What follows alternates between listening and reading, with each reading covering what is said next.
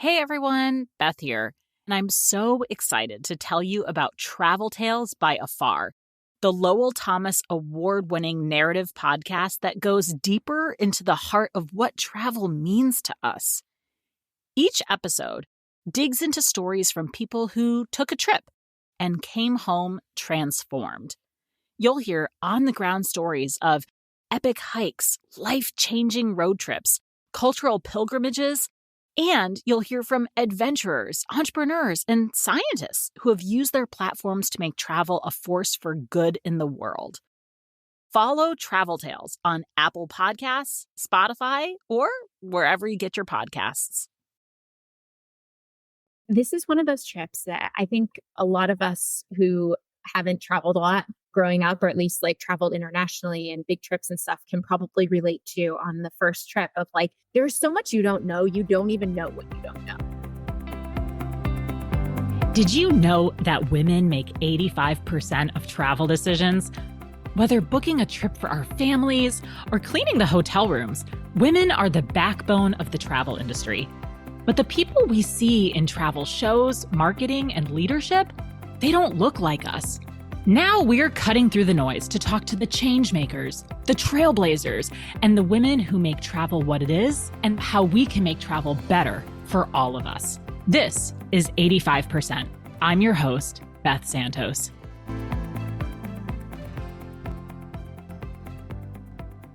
It's funny how life ebbs and flows sometimes. At the beginning of this season, I introduced you to some of the sounds that are making up the soundtrack of my life these days. Baby crying, dogs barking, rowdy kids, the whole 9 yards when it comes to parenting 3 children, 2 dogs, and our hamster, Remy.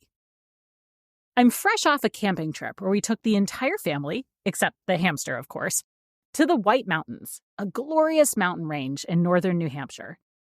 I famously tell people that October is the only time I don't travel out of the region, because here in New England, October is absolutely perfect. Crunchy, bright leaves, chunky sweaters, a cozy cup of hot apple cider with some warm caramel mixed in, and a freshly made cider donut pretty much fill my autumn heart.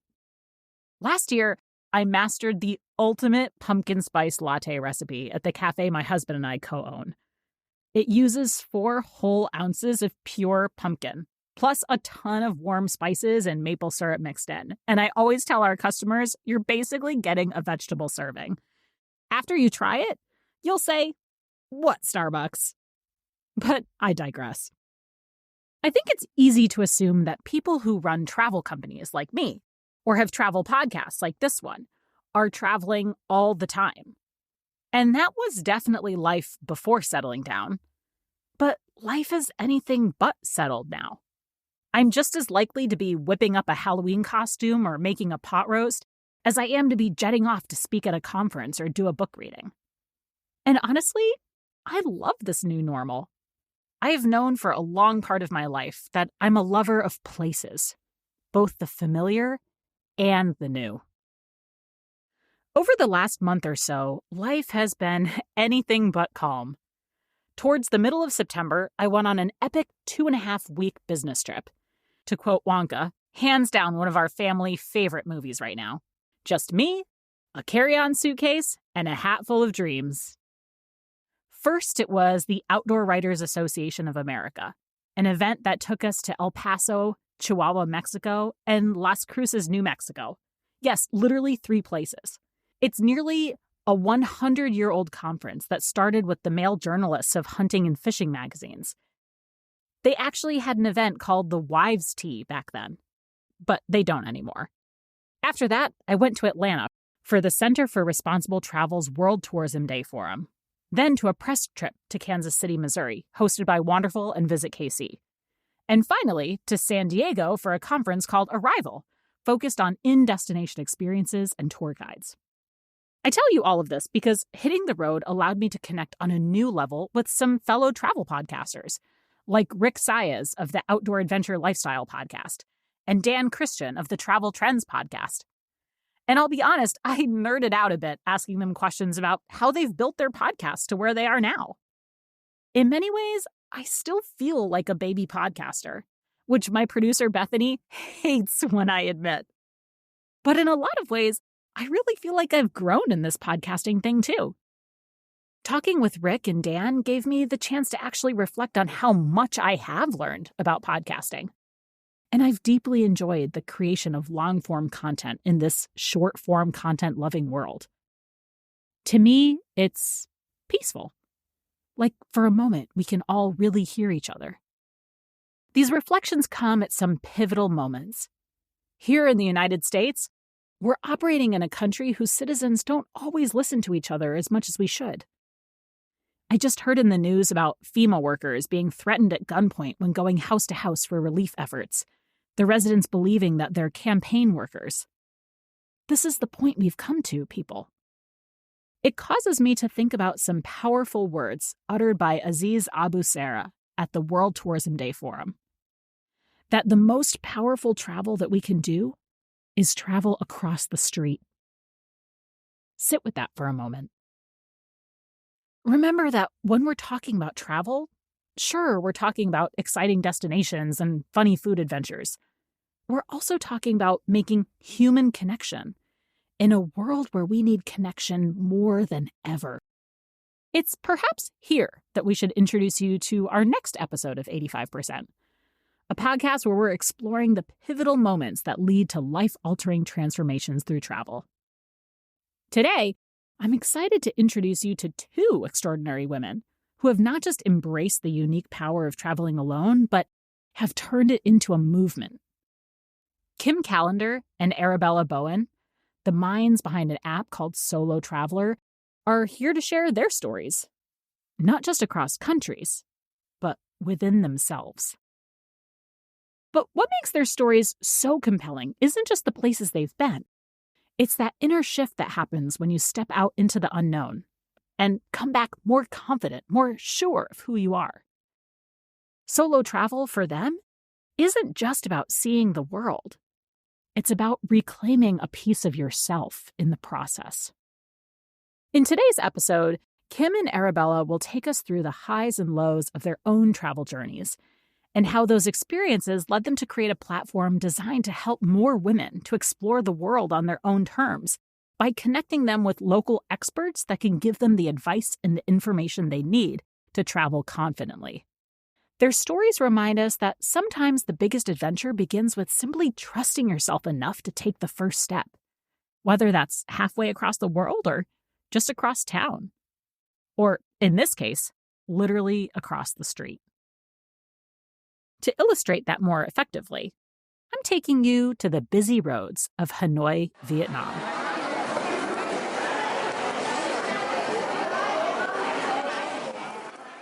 It's mid-afternoon, and Arabella Bowen is in possibly the one place she detests most in the world, at least right now. It's not for any particular reason, except for the fact that she feels like at just about any moment she might die. So that part's not going very well for her. When she first arrived in Southeast Asia, she moved into a beach house in a small coastal city in central Vietnam called Da Nang. We use the term small quite loosely here, as the city is home to about 1 million people. One thing she noticed was that everyone rode bikes everywhere. And in fact, her house came with one, an old women's cruiser fitted with a basket in the front. No problem, she thought to herself. I can ride a bike. I'll ride one just like everyone else. But there was one problem that Arabella didn't anticipate: the traffic. Ever been to Vietnam? It's like a massive sea of people biking on mopeds, on cyclos. It's terrifying. It's terrifying. But I'm still like, okay, but if they can do it, I can do it. And I used to bike all the time. And it's like, I know how to ride a bike. First time I got on the bike, I basically could not figure out how to turn left. And I'm like, there are no stoplight. My first go out like in Da Nang, well, first I got off the bike. Well, then the next day I went, nope, still can't figure out how to turn left. So I'm just going to go right. If you didn't pick up on it, the reason Arabella couldn't turn left was because the traffic was relentless. Seas of people, bicycles, mopeds, and cars all moved with no crosswalks or streetlights. just a mass of traffic, never stopping to let her in. So Arabella found a way around it. For every left turn she needed to make, she just made 3 right turns instead. Her short-term solution worked for a while, but when she moved to much bigger Hanoi, population 8 million, avoiding the traffic became, well, unavoidable. She knew she was going to need to become one with the traffic at some point. She took a deep breath, clenched the handlebars of her bike, and started pedaling. I just need to trust that the crowd is going to park for me. And I need to not stop in the middle. Just go with the flow. Be calm. The crowd will part. And lo and behold, I turned left and I stayed the course, and everybody organically moved around me. Wow. And it was the most thrilling thing. And I was like, this is incredible. I did this. Wow. And so I just started biking all over Hanoi. And then I would run into other tourists who were first arrivals, and they were like, I don't know how to cross the road. I'm like, I know you don't. Follow me. It was so thrilling to see just this organic movement of everybody. And you realize that everybody is actually naturally paying attention to one another in this mass of people. Travel was always part of the equation for Arabella. Her mom was a seasoned traveler who made her believe that there was no other normal for women. Arabella herself built an impressive career as a guidebook and magazine editor, working for well-known brands like Fodor's, AFAR, and the auction company Christie's. She had spent years advocating for women travelers, ensuring their perspectives were included in travel guides and encouraging women to embrace solo journeys. But it was in the middle of a career shift that she met Kim Callender, a product manager at Google who had been offered her dream job, and yet felt something was missing. Kim had grown up with a very different life from Arabella. For her, safety was always the first thing to think about before traveling. It was really interesting because up until that point, I really had kind of lived my life being like, okay, be safe, be careful, have to have a plan, have to figure it out, have to have a contingency plan, have to know what's going to happen if it goes wrong, can't go too far off the plan in the path. It was a trip with her husband to Belize on their first anniversary that threw her whole opinion about safety to the wayside.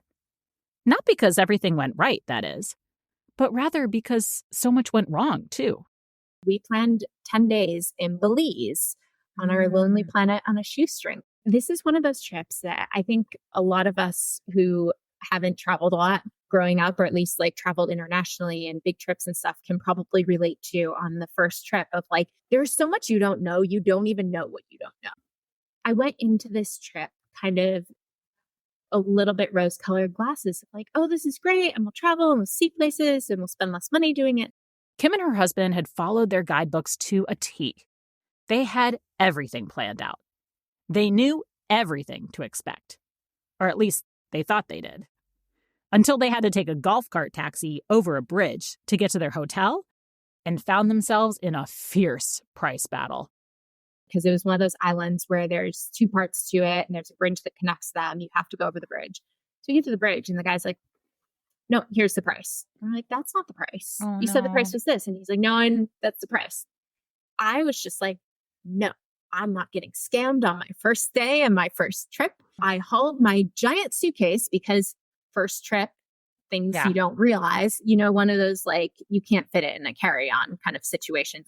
In their frustration, Kim and her husband split with the driver. Their suitcases have wheels, so they'll just walk over the bridge, they think to themselves. But the suitcases are heavy, and the roads are uneven dirt roads that make the suitcases a lot more difficult to manage. They're walking through areas they don't know and feeling less confident about their decision to jump ship. But it's too late, so for the next few minutes, they walk and huff in silence. I'm going, maybe this wasn't the best idea. And I'm also just kind of kicking myself because I'm like, it's that feeling, right? Once you get scammed and you're like, oh, didn't do it right. I screwed up. Shortly after, another driver comes up in another golf cart. He pulls over and asks where the couple is headed. They tell him the name of their hotel. And he's like, oh, I'll just bring you there. And I was like, how much? Not going to get scammed again. How much? And he's like, what do you mean how much? Those are my friends that live there. Just get the golf cart. I'll bring you there. And he did. And it was so lovely and it was so pleasant. And it was just in that moment, it almost like broke my understanding of the world because I was like, oh, things can go wrong and they can go sideways, but also it will generally be okay. We swam with the manta rays, snorkeling and being out on a tiny little boat, did yoga on the beach, like all these incredible things, had the best coconut pancakes of my life. But the trip wasn't always perfect either. But we also walked in on a guy who was robbing us and got into a physical fight with him. I came home with like a piece of his shorts. All of that happened. I ended up getting bit on my foot by, I still have no idea what it is, but it basically like bumped out the bottom of my foot to like half a golf ball. Despite the fact that this trip was everything but what Kim expected, that point of its own, that you never really know what to expect, stayed with her. But this was the first time that, you know, so many things happened that just broke the plan that I was put in this position for like one of the first times. Figure it out and trust myself.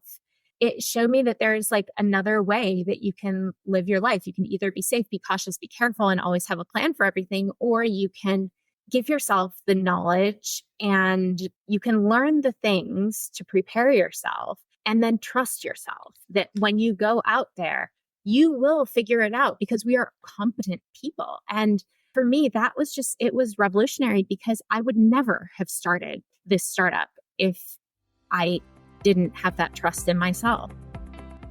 I want to take a minute to say thanks so much to our sponsors, B&H Photo and Video, and Sony for these incredible new podcasting mics that they gave us and all of our podcast guests this season. The B&H Creator team supports creators of all sizes and niches, and they're actively trying to help create a fair landscape in the creator economy with free education and really great resources. Make sure to follow them on social at bh.creators on Instagram and bhcreators on TikTok. They're regularly hosting events, and they partner with communities like ours at Wonderful to support the work we are all doing together. Hey community, I want to take a quick commercial break to let you know something super important. As a baby podcaster, I'm constantly learning how to tell these incredible stories and support more women in travel worldwide. Getting this show visible and listened to is a huge part of increasing that representation in travel for all of us. So here's where you come in. If you're enjoying listening to this podcast, go ahead and give it a rating on whatever platform it is that you're listening on. Add a comment if you'd like to tell others what they can expect. If you do it before December 1st, you'll be entered to win a copy of Wonder Woman, signed by me, delivered wherever you want in the world. Not bad, right? So go ahead, pause this podcast just for a second, and give me a rating. Then send me a message on Instagram at MaximumBeth, that's my handle, to let me know that your rating is in and you'll be officially entered. Each rating makes all the difference, so let's get the word out. Okay, back to the show. In the midst of what felt like an endless winter in London, and during a pandemic no less, Kim felt her dream life at Google on pause. But that pause also gave her time to reflect on some of the other things she was noticing about the world, like the lessons she learned from that trip, for example, or the fact that she kept noticing that so many women wanted to travel alone, but were held back by fears, societal expectations, or a lack of resources. The conversation was not just about wanderlust. It was about courage, confidence, and overcoming the narratives that tell women to be cautious at every turn. The data was striking. A significant number of women longed for solo adventures, yet only a fraction had taken the leap.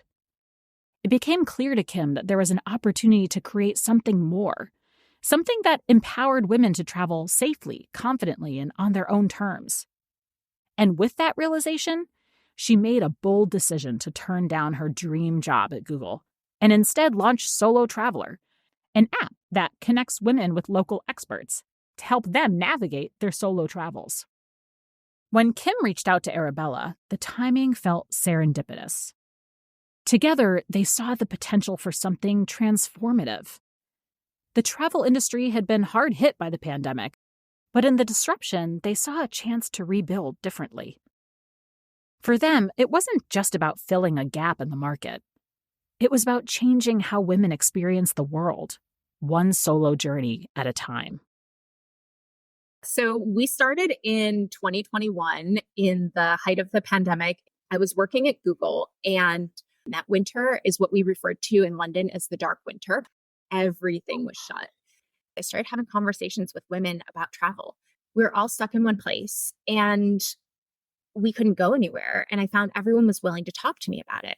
And the stories that kept coming up over and over again were about traveling alone, about this dichotomy that comes up of like the high highs and the accomplishments and the confidence that you come back with, all of those things of navigating these situations. I was hearing stories from all over the world, from all different time periods, women of all ages, but then it's also the challenges, just like the challenges of overcoming that narrative of like, be safe, be careful. And, you know, even the fears that we actually have that like we do have to be mindful. I just found it to be this really interesting problem space. And then digging into the data side of it, for me, it was about seeing that opportunity and talking to women and kind of seeing this space and this trend happening of more women going, but also more women who wanted to go. And in different ways. It wouldn't always be like this big eat, pray, love, quit your job and go travel. I always thought I was the odd person out because I love traveling on my own. I love wandering through a city on my own for like a day or two even. I would build this into my work trip. It doesn't matter if you have kids. It doesn't matter what age you are. We all kind of crave to have this little bit of space to ourselves in the world. Coming in as a startup, you have some advantages. You are small, you are scrappy. And so it's like, if I'm going to do this, it actually has to be now when the industry has made space for things to work differently, for new stuff to come up. By the time we got together in 2021, that's where things were. You know, people were starting to travel again. We wanted to build something that would actually change the way we travel and make it better. To do that, we needed to make it a lot cheaper and we needed to make it a lot bigger. As someone who has been in the travel space for a long time, building websites, I did not want to do an ad-supported business. So coming up with a solution gives travelers what they need. It's not top down with people being dropped in and saying, here's how you should do this. It's more about finding those people who have really interesting, unique perspectives and enabling access to those people. It's not like someone is putting you on a package tour. And I think there is a time and a place for that. But when you do that, you're essentially giving up your autonomy. You're following someone else's script. And this is enabling you to inject yourself into that script and say, here's what I like. You who knows the place, what do you think? You get a strong, pointed perspective. And then you get to choose. The power of solo travel extends far beyond just seeing new places. It can completely transform the way women see themselves. Arabella shared how so many women return from their trips with a renewed sense of purpose, often making life-altering decisions like changing careers or ending relationships. There's something profound about navigating the world on your own that builds an unshakable confidence. It's not just the adventure itself, but the deep sense of self-trust that grows along the way. Those experiences stay with you, shaping your perspective and choices long after the trip is over.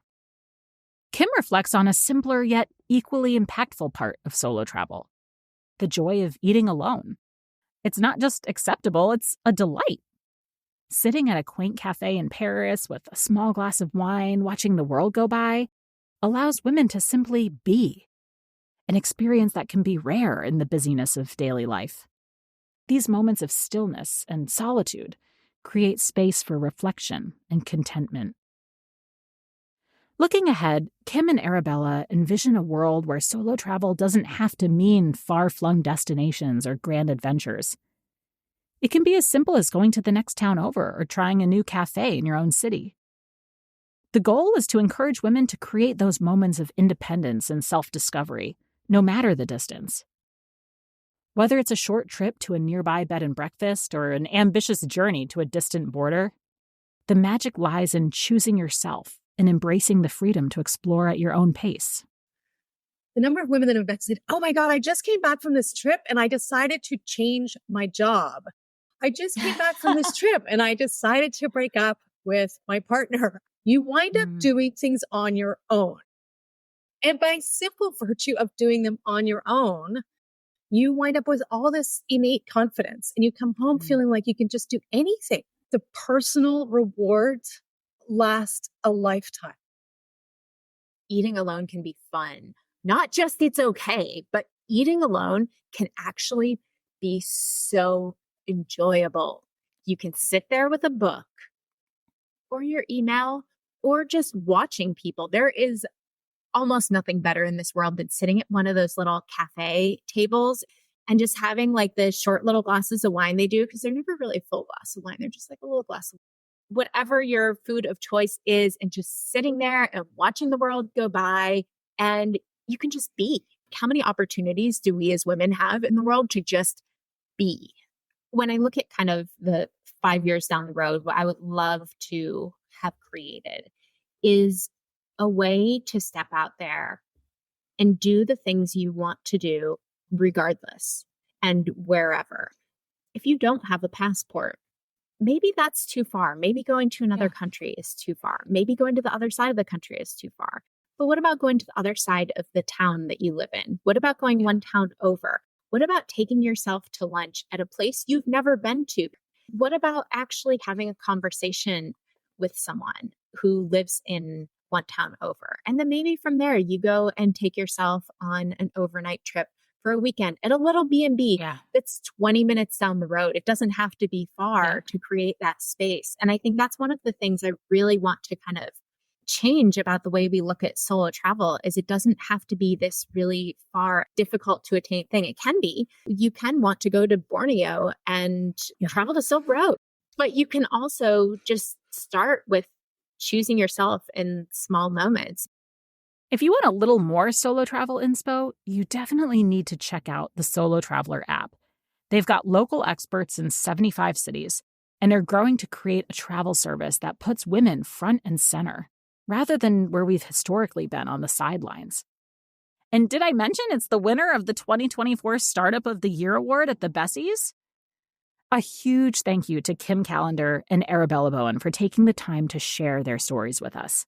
I cannot wait to see what's ahead for you both. As we wrap up, let's take a moment to reflect on some key takeaways from our conversation. Number 1, solo travel isn't just about going somewhere alone. It's about giving yourself time and space for personal growth. Both Kim and Arabella shared that solo travel is more than just a way to explore new places. It's a transformative journey of self-discovery. Many women return from their travels with a newfound confidence, making bold life changes like switching careers or ending relationships. That act of navigating unfamiliar places on your own builds a trust in yourself that can carry into all aspects of life, offering personal rewards that last long after the trip ends. Number 2, small moments of solitude matter. Kim emphasized that the joy of solo travel isn't always about grand adventures or distant places. Sometimes it's about something as simple as sitting alone at a cafe, savoring the moment, and letting the world pass by. These small moments of solitude create a sense of peace and clarity, allowing women to just be, something we often don't give ourselves permission to do in our everyday lives. Number 3, you don't have to go far for a transformative solo trip. The idea of solo travel doesn't have to mean crossing continents. Kim and Arabella encourage women to think of it as an opportunity to carve out space for themselves, wherever they are. Whether it's exploring a new neighborhood, having lunch in a new place, or taking a short trip to a nearby town, the key is to choose yourself and embrace the independence that comes with stepping outside of your routine. It's about creating those small, powerful moments of freedom, wherever you may be. If you want to learn more about SoloTrvlr, you can check out their website, SoloTrvlr, that's TRVLR.com, or on Instagram under SoloTRVLR app. Be sure to check out our show notes where we'll have all of the links. So now I know this is the time that we share our community wander story, which is one of my most favorite parts of 85%. This week, though, I want to do things a little bit differently. We're talking about travel and solo travel in its life-changing manifestations. We're talking about how the most powerful travel you can do is travel up the street. We're talking about how two people can approach travel so differently and yet become partners in one central mission to create a platform that helps so many more women travel the world. But I would be remiss if I didn't mention the international context here. The fact that while we're discussing the fun and the flavor of travel, the moments of self-learning that come from having a glass of wine at a Parisian cafe, the reality is that there's a much bigger thing here that travel can do. It can create peace. I recently received a WhatsApp message from Nada and Joelle of SoloTrvlr. You may remember them from episode 5 of our first season. The episode was called Respectful Tourism. Nada and Joelle created a tour company that aimed to not just showcase the beauty and culture of Lebanon, but to reframe Lebanon as a tourist destination, something that they deserved as much as they needed. What I didn't tell you is that earlier this year, SoloTrvlr launched a new Wonderful Hub. They hosted an amazing party with food and music and flowing drink. They had nearly 75 attendees from around Lebanon's travel and tourism industry come out. Lebanon is certainly in a different place than where it was back in May. But I wanted to take you back to a specific part of episode 5 when they talked about how SoloTrvlr got its start, upon discovery of the beautiful coexistence of two of the world's biggest religions over and over again in their home country. I think you'll find it interesting, in light of current events, how the story of travel across the street seems to re-enter today's episode time and again. Nada and I met almost 20 years ago, and give or take 12 years ago, Nada, in 2006 actually, Nada was filming in Lebanon. It was after the Israeli war on Lebanon of 33 days, and Nada was filming the aftermath. And I don't know why, she noticed, as if for the first time in her life, a mosque and a church to one another. And she's like, oh, let's do a photography book, 20 pages of all the places where in Lebanon you have a mosque and a church to show people. Because at the time we were living in Canada, and people in Canada were, Muslims, Christians, you hate each other, you always kill each other. And she came back and she's like, let's do this. And we said, great idea. The project quickly evolved from a 20 pages photography book to almost 1,000 pages of a full project encompassing a photo exhibit, a documentary, a big coffee book table, and local stories. We traveled throughout the country from extreme north to extreme south, talking to people on the street. We didn't take any appointments. We didn't talk to officials. We didn't go into that political discourse. And we took the oral stories of how Christians and Muslims live together beyond political and religious divides. These oral stories gave us a completely different take of Lebanon. We launched the project in Canada in Montreal. And from there, people, foreigners and Lebanese expats living in Canada for ages, started coming to us and telling us, hold on, I want to go to page 250. I didn't know we had that in Lebanon. Take me with you on your next trip. And this is how SoloTrvlr started. And in 2013, we took the name of SoloTrvlr. We took the logo, we branded ourselves. And in September 2023, 10 years. You can imagine the pain it felt to receive a message from Nada and Joelle that business has ground to a halt while Lebanon becomes a war zone, swallowed in the deadly and awful Israeli and Palestinian conflict.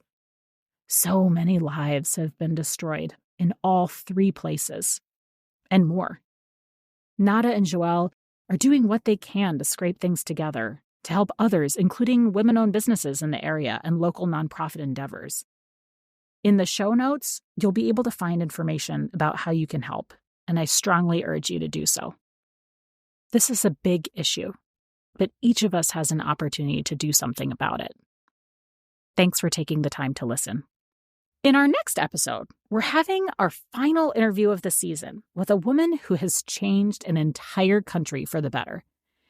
Get ready to meet Intrepid Travel's Zina Benchek, who has not only completely rebuilt the tour guide industry in her home country of Morocco, but she's made huge waves in changing how women can get certified and build reliable incomes as tour guides around the world. But it was a trip to Saudi Arabia that challenged this seasoned traveler and taught her more about herself than she thought possible. This and more coming to you next. How women are taking charge of the tourism industry. They are. And I think this is the difference, is they gave the opportunity for women to work as guides, to work first, full stop. Thank you so much for listening to 85%. Make sure if you want to follow along this journey, you hit that subscribe button wherever you get your podcast so you can keep up with new episodes as they drop. Of course, we want you to follow along online as well. Go to 85percentpodcast.com. That's numeral 85%, all spelled out, podcast.com. Or you can follow me on Instagram at MaximumBeth. Catch you next time. Safe travels, everyone.